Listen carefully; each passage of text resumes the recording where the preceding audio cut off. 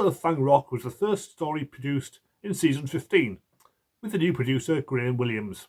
But it still feels very much like part of the Philip Hinchcliffe era. There's a period setting full of darkness and fog, much like the preceding story, The Talons of Weng Chiang. And there's also a very large body count, with the entire supporting cast being brutally murdered.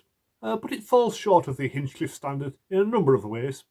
And although it's still very good, I wouldn't go so far as to call it a classic.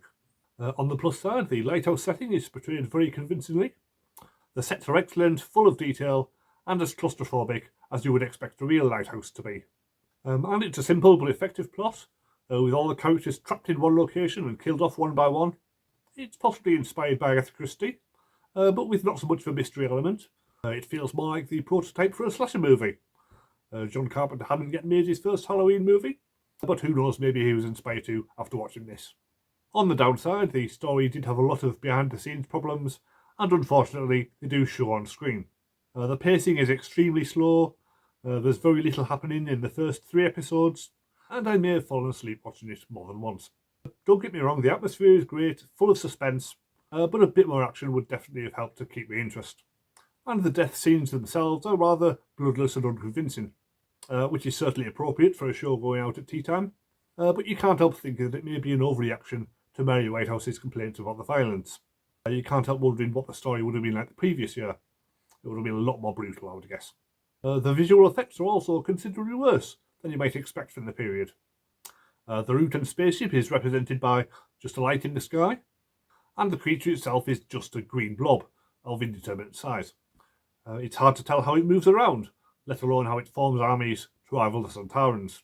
The cast are mostly one-dimensional and they're just to be killed off, but the standout has to be Colin Douglas. He's very convincing as the gruff old lighthouse keeper Reuben, and is appropriately menacing when the alien takes Reuben's form. It's just a shame that the idea isn't developed further. The story would have been so much better if the alien had kept on changing forms, and you can never tell which character the alien was being at any given point.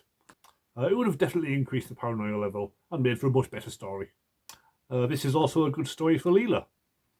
Any other companion would have been a bit useless, but here she's in her element, putting all her hunting and tracking skills to good use throughout the story, and blasting the creature to bits at the end. Her relationship with the Doctor also seems to improve. The scene at the end where he notices her eyes have changed colour is possibly the most intimate the pair have ever been. In fact, Tom Baker seems to spend most of their scenes together staring into space, not looking at her at all, so this is a definite improvement. The DVD has a few extras, but no specific behind-the-scenes documentary. There's a 35-minute profile of Terrence Dix, going from the War Games to his work on the Virgin New Adventures. And there's plenty of scenes of him and Boreletts having a drink together and just telling fun stories. There's a 14-minute feature about the director Paddy Russell, which touches on the production of this serial along with her other Doctor Who work. And there's a very short Doctor Who Antiques Roadshow feature, which is only 4 minutes long, but it feels like it could have been much longer. Overall, it's a decent enough story, but the slow pace and dodgy effects work mean the most I can give it is a 7. Next week, The Invisible Enemy. K9 shows up, so that should be fun. As ever, you can check out the link in the description to my playlist of all my Doctor Who reviews so far. And I'll see you next time.